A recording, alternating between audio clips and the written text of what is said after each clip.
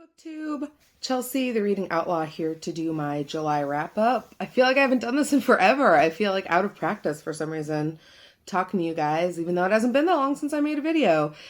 It has been a long time since I've done any kind of wrap up, so I'm really excited to do my July wrap up for you guys.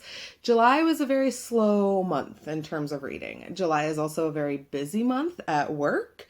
For those of you who are involved in your local libraries or are librarians, you'll know that most local libraries do a summer reading program where the kids are invited to come and read for various forms of rewards and prizes and all those kinds of things. And that's what our library has been doing. So July is a very, very busy month at work. So a lot of the reading I got done this month was graphic based, were graphic novels. You can see pretty much all of those reviewed in the graphic novel wrap up I did a couple of videos ago. I'll link it here in case you didn't catch it the first time around. But there were also a couple other things I read. So going in order, at the very beginning of the month, I finished up The Geek, Feminist Revolution by Cameron Hurley. This is a collection of essays. Cameron Hurley is a fiction writer and cultural critic who wrote a collection of essays on exactly what the title sounds like, feminists and geek culture and how to kind of navigate the waters of being both a feminist and a geek in a society that kind of makes it seem like the two might be mutually exclusive. I really, really enjoyed this whole collection. As with most collections, it had some highs, it had some lows. There were some essays I loved more than others, but I really, really adored the essays that she had on being a public figure or doing public speaking while fat, as well as her cultural criticisms of both the Star Wars franchise and Mad Max. So if you haven't picked it up already, if essay collections or nonfiction about geek culture are your thing, definitely one to check out. After that, I went on, like I said, kind of my graphic novel reading binge. So I read Lumberjanes Volume 3, I read Chew Volume 11, and I read Nailbiter Volume 4. And I won't really go too much into all of these because, as I said, most of them I discussed in my graphic novel wrap-up. I gave them my star ratings and talked more about what they're actually about.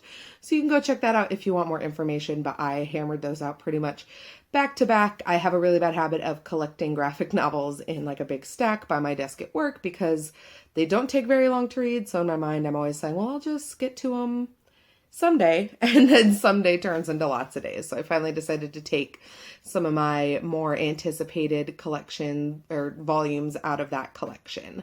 And then I also read 2 more novels this month. I finished Among Others by Jo Walton, which I absolutely adored. It got its own review video. So again, I'll kind of direct you to that if you want some of my more in-depth thoughts. But it was an absolute 5-star read. This is a book for readers. It is a book about books. There is some magical realism, witches and fairies kind of stuff going on. There's lots of really good conversations about culture and language and class and navigating all of those things. The main character is Welsh, and because of a turn of events ends up having to go to an English boarding school.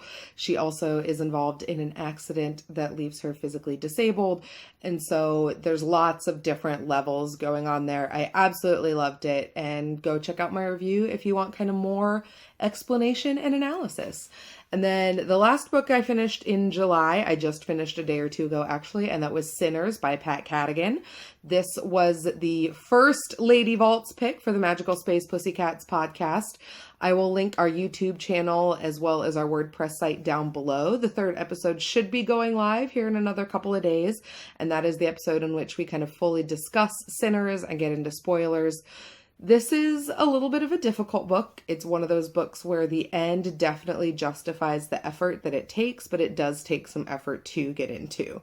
It is very kind of skip jumpy and scattered, and it's trying to do a lot of things. A lot of them it does very, very well. This is an amazing book for women in science fiction. The cast is pretty much evenly split between men and women, which feels so refreshing because that is so seldom the case. So if cyberpunk or hard-edge sci-fi or even kind of predictive sci-fi is your thing, definitely one to check out. Pat Cadigan wrote it in the very late 80s. It was published in the early 90s, but it still feels incredibly topical and incredibly prescient. And that's it. that's what I read in July. That about wraps up my July reading month. Let me know down below what you read, what you enjoyed, if you've read any of these or you have any thoughts. Obviously, you can leave them down below. You can also find me all over social media. My Instagram, Twitter, and Goodreads are linked in the down bar.